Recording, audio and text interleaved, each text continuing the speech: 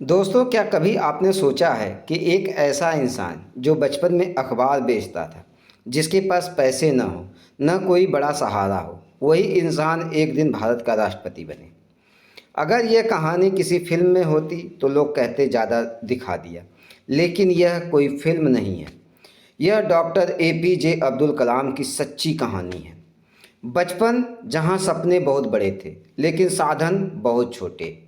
अब्दुल कलाम का जन्म 15 अक्टूबर 1931 को तमिलनाडु के रामेश्वरम नाम के छोटे से शहर में हुआ था। उनका परिवार बहुत गरीब था।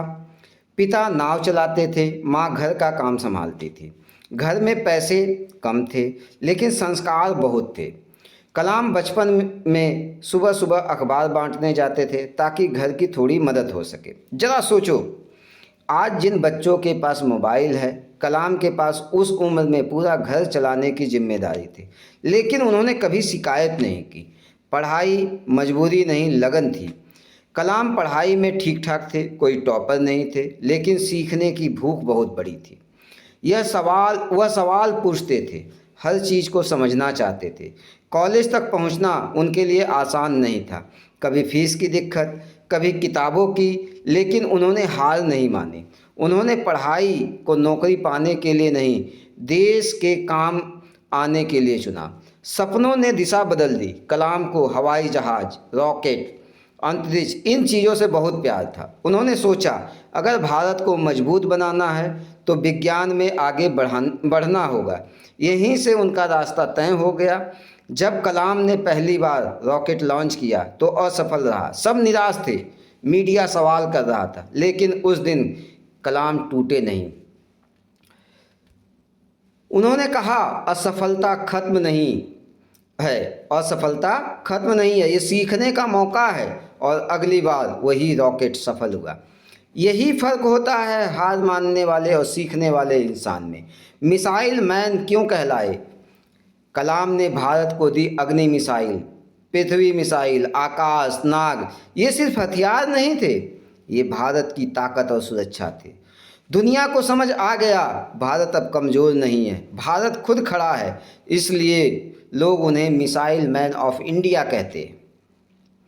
1998 में भारत ने परमाणु परीक्षण किया। दुनिया नाराज हुई, प्रतिबंध लगाए गए, लेकिन भारत डरा नहीं। कलाम ने साफ कहा, शांति चाहिए, शांति चाहिए, लेकिन सम्मान के साथ।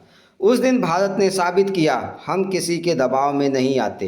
राष्ट्रपति जो आम आदमी जैसा था। जब अब्दुल कलाम भारत के राष्ट्रपति बने, लेकिन वह बदले नहीं। ना महंगी जिंदगी, ना घमंड, ना सत्ता का नशा। वो बच्चों से मिलते थे, छात्रों से बात करते थे, उनके सवाल सुनते थे। राष्ट्रपति भवन उनके लिए सेवा की जगह थी।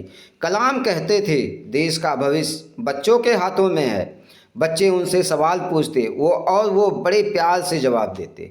उनके लिए राष्ट्रपति बनना गर्व की नहीं, जिम्मेदारी की बात थी।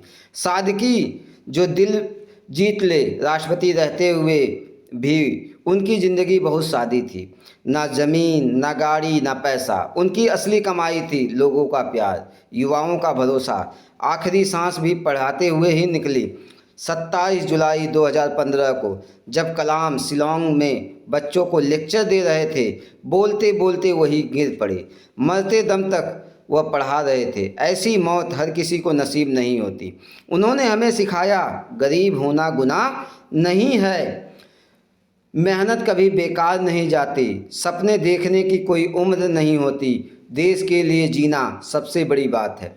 आज युवाओं के लिए संदेश, अगर आप परेशान हो, अगर कर्ज में हो, अगर हालात ख़राब हैं, तो कलाम को याद करो।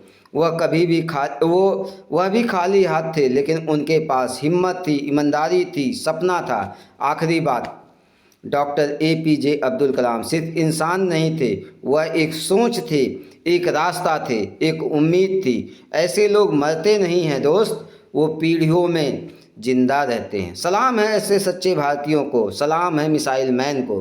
तो मिलूंगा दोस्तों मैं आपसे अगली वीडियो में। तब तक के लिए दोस्तों, जय हिंद, जय भारत।